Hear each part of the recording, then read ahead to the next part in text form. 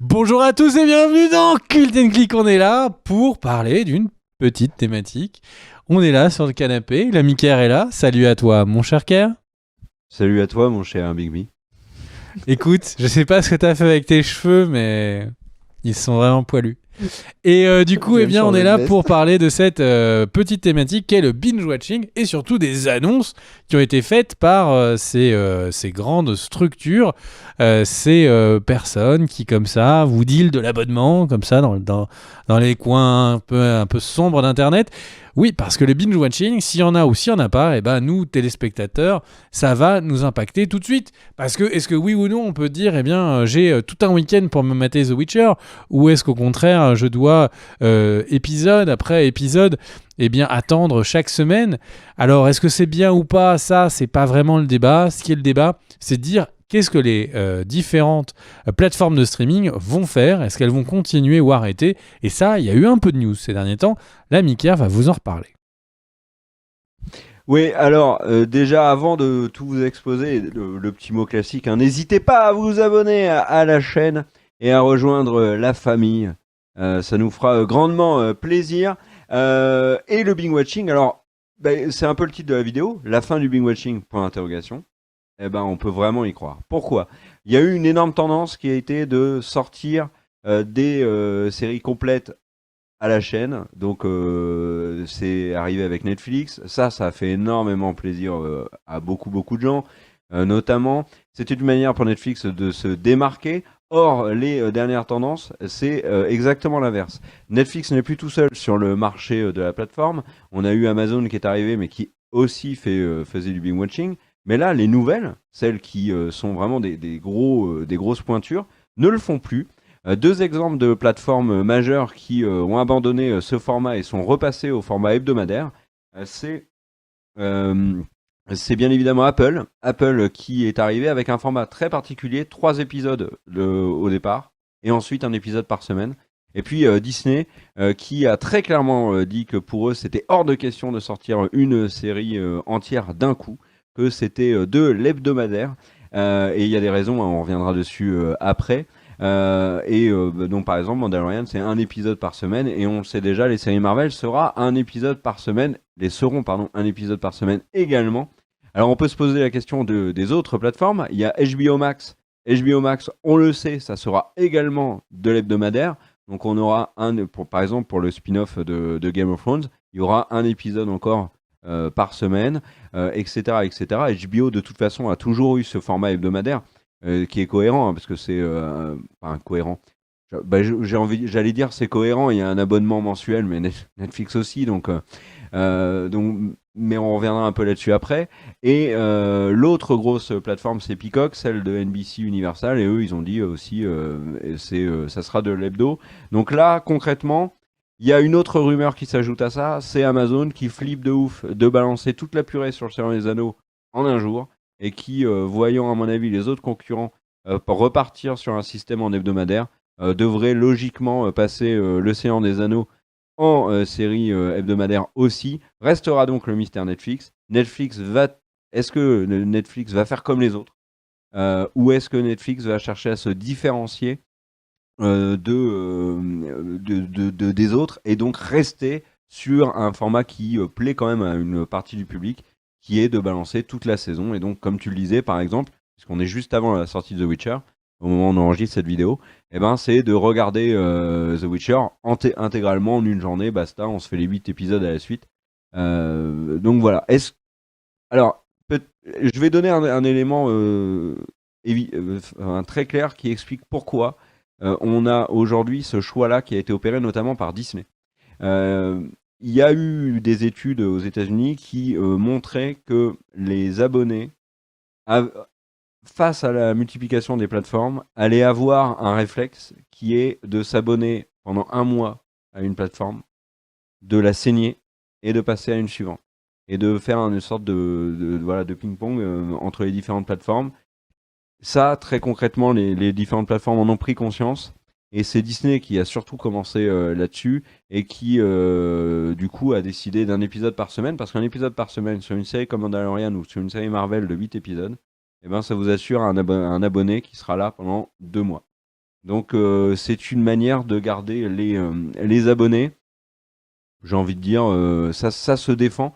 Toi, ton avis, Big Bill, sur la fin du Big Watching, et l'évolution actuelle des choses, est-ce que ça te paraît, au niveau business, cohérent? Alors, Kerr, tu me poses la question parce que niveau business, tu sais que j'ai des informations d'insiders d'Hollywood sur Netflix. Enfin, pas du tout. Et bien, du coup, pour moi, la réponse, elle est simple. Elle est que tous ceux qui peuvent faire du non-binge watching, c'est-à-dire de l'épisode hebdo, eh bien, le feront. Et ceux qui ne peuvent pas, ne le feront pas. Eh bien, en fait, non, précisément, qu'est-ce que ça veut dire? Alors, c'est tout simplement que Netflix, ils ont commencé le binge-watching, ils ont dit, nous, on n'est pas la télé, c'est les méchants. Et du coup, nous, ce sera toute la série, toute la saison que vous prenez dans la tête en un week-end. Ils peuvent pas casser cette promesse. Ils peuvent pas casser cette politique de Netflix depuis la création de Netflix, depuis le début de cette première saison de House of Cards. Ce n'est pas possible. Et donc, du coup, et j'ai l'impression que cette chemise, elle a des... Quand elle est en petit, elle a des petits défauts techniques. Et oui, donc en gros, le truc, c'est que... Hein? Même en grand, c'est vrai, me dit la réalisatrice? Mais non. J'ai complètement oublié qu'on regardait Cult and Click ce soir. Du coup, la chemise, c'est celle du boulot. Et donc, tout ça pour revenir à Netflix. Eh bien, je suis tout simplement persuadé qu'ils sont bloqués et les cordons de la bourse vont s'en sentir. Donc, comme ils ne peuvent pas empêcher les gens de s'abonner, partir, aller d'une plateforme à l'autre, eh bien, tout ce qu'ils peuvent faire, c'est d'essayer de garder ce rythme de croisière très très rapide et avoir toutes les semaines, tous les mois, une raison de rester. Et il n'y a qu'à voir en fait les annonces des dirigeants de Netflix. Ils ont annoncé un programme qui était un programme annuel et qui abreuvait chaque mois de contenu régulier, avec un mois où il y avait du coup une série comme Stranger Things, un autre mois où il y avait un autre blockbuster, etc. Et en fait, on voit très, très bien que tout simplement, ils essaient de saupoudrer comme ça toute l'année de ces exclusivités Netflix pour qu'on reste purement et simplement. Donc le problème, je pense, sera toujours le même pour nous, spectateurs, et pour notre portefeuille. Il faudra soit tout prendre, soit faire un choix suivant ses moyens et puis combien on a envie de mettre dans la case entertainment. Tout le monde n'a pas envie de mettre 50 ou 100 euros par mois si on rajoute quelques ciné supplémentaires.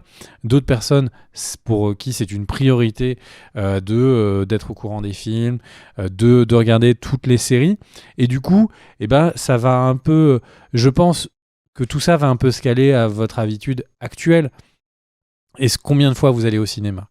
Combien de fois vous avez acheté des Blu-ray et combien d'abonnements vous avez déjà? Je pense que les choses vont tout simplement aller là. Est-ce que vous augmenterez un peu plus votre budget ou est-ce que tout simplement vous arrêterez, pour ceux qui sont des gros consommateurs, d'acheter des Blu-ray parce que vous aurez des abonnements où en fait tous les films seront dispo? Moi, c'est typiquement ce que je me suis dit sur ce Noël là qui arrive.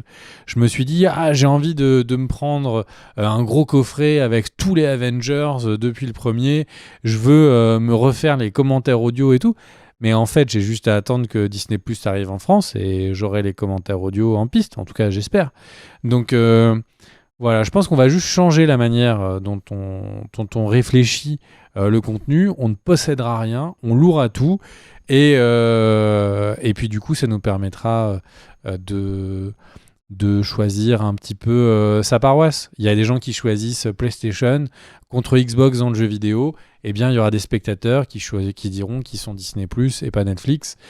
Et j'ai envie de dire très bien. En tout cas, la seule chose qui me plaît dans tout ça, c'est l'idée qu'il n'y a jamais eu, ou qu'il n'y aura jamais, et qu'il n'y a jamais eu tout simplement, de propositions aussi importante et aussi variée que ce qu'on va avoir. Et il faut bien voir que ce petit livre obscur dont tu es fan, tu es le seul fan, et tu rêves qu'il y ait l'adaptation de ce livre que personne ne connaît, qui est donc Mon prof est un extraterrestre, livre qui existe vraiment, que j'avais lu quand j'étais enfant, et personne ne connaît ton livre. Mais pourtant, ce livre, tu en es fan. Eh bien, sache qu'il n'y a jamais eu statistiquement autant de chances pour que ton livre soit adapté, juste parce que Ogre Netflix, Ogre Disney, eh bien, sont tous là en train de chercher le livre qui sera le futur Harry Potter, le futur Game of Thrones, etc. Et donc, vous, fans de Heroic Fantasy principalement, eh ben, sachez que tous vos attentes, tous vos livres, tous vos coups de cœur, toutes vos bandes dessinées risquent d'être adaptés. Et c'est pas un mal. C'est pas un mal de se dire qu'il y aura jamais autant de propositions que ça. Donc du coup, voilà. Moi, j'ai hâte de voir ce qui va se passer. J'ai hâte de continuer à voir cette guerre des plateformes. Et puis, du coup, Daniel me dit quel son livre de chevet, c'est Ma femme est un extraterrestre. Et donc, du coup, eh bien, tu as le droit. Tu as le droit. C'était un film normal ou c'était un film genre un hentai Enfin bref, Daniel rougit. En tout cas, et toi, Oker, qu'est-ce que tu en penses? Euh, oui, non, je suis d'accord avec toi sur le fait qu'il va y avoir une multitude de projets qui vont arriver avec la guerre des plateformes, hein. Tu sais, moi, ce sujet me passionne vraiment, hein. Pour le coup, ça a été un de mes sujets favoris de l'année 2019 avec tout ce qu'on pouvait faire et lire sur GOT. Mais alors justement, tu parlais de bouquins, mais il y en a un qui me vient à l'esprit, bien évidemment. Alors là, tu me parles du livre sur le prof, mais moi, je pensais que tu allais me parler de The Witcher, et j'étais justement en train de me dire que The Witcher, ça allait peut-être être le dernier mastodonte qui allait sortir en Big Watching avec Stranger Things, mais qui est déjà entamé. Je pense que pour la suite, tous vont passer à un format hebdo. Peut-être que Netflix va essayer de résister, mais la situation financière de Netflix est assez précaire, hein. On l'a vu, il y a eu des résultats qui ont été annoncés qui étaient un peu fragiles, et au niveau boursier, tout de suite, Netflix a été très fragilisé. C'était toi, hein, qui me disais en off que il y avait pas mal d'experts qui disaient que si trop de résultats comme ça s'accumulaient pour Netflix un jour, au niveau boursier, ça allait être la cata pour Netflix. Et comme ils ont des dettes à n'en plus finir, alors ils investissent énormément justement pour tenir face à l'arrivée des autres plateformes. Mais Netflix doit se méfier. Peut-être qu'à un moment donné, ils n'auront plus le choix. Peut-être qu'ils devront aussi calculer sur le fait qu'ils doivent garder leurs abonnés et pas forcément juste leur balancer toute la saison d'un coup. Et que le Stranger Things, on aura un épisode par semaine, etc., etc. Moi, ça me dérangerait pas fondamentalement en tant que téléspectateur, voilà. Mais à mon avis, il faut se faire à l'idée que le binge watching, on dit binge watching, donc la sortie tout d'un coup d'une saison, ça va à mon avis très vite à être arrangé du côté du passé. Et d'un point de vue business, je le comprends bien. Et le fait que les abonnés décident de partir d'une plateforme à une autre de mois en mois, c'est quelque chose, par exemple, qu'on avait vu beaucoup dans les commentaires, tu sais, sur la vidéo qu'on avait fait cet été sur la Streaming Wars. Il y a beaucoup de gens qui disaient, bah moi c'est simple, je vais m'abonner un mois là, un mois là, un mois là. Et bah, en effet, les plateformes l'ont compris et on réagit très vite. Alors après, moi j'ai une question. Que penses-tu du modèle choisi par Apple TV qui est de proposer 3 épisodes la première fois et ensuite passer sur un épisode hebdo? Moi je trouve que c'est très bien parce que tu as 3 épisodes pour te faire un peu à la série et ne pas être piégé ou avoir un regard faussé par un pilote. Là tu as 3 épisodes, c'est un peu plus et c'est un peu plus tentant. T'en penses quoi toi? Eh bien, moi, j'ai trouvé ça très bien. Ça, au moins, ça a le mérite d'être très précis et très court. Merci à tous d'avoir regardé la vidéo, hein. Bien évidemment, on reviendra plus amplement sur l'évolution, hein, du streaming et des différentes plateformes et la guerre, hein, qui se prépare et qui a déjà d'ailleurs commencé sur bien des fronts. N'hésitez pas à balancer un petit commentaire, bien sûr, à réagir à tout ça. Est-ce que ça vous désole cette disparition probable du binge watching? Est-ce que vous en avez absolument rien à carrer? N'hésitez pas à vous abonner. Et on vous dit à tous et à toutes à très bientôt sur la chaîne.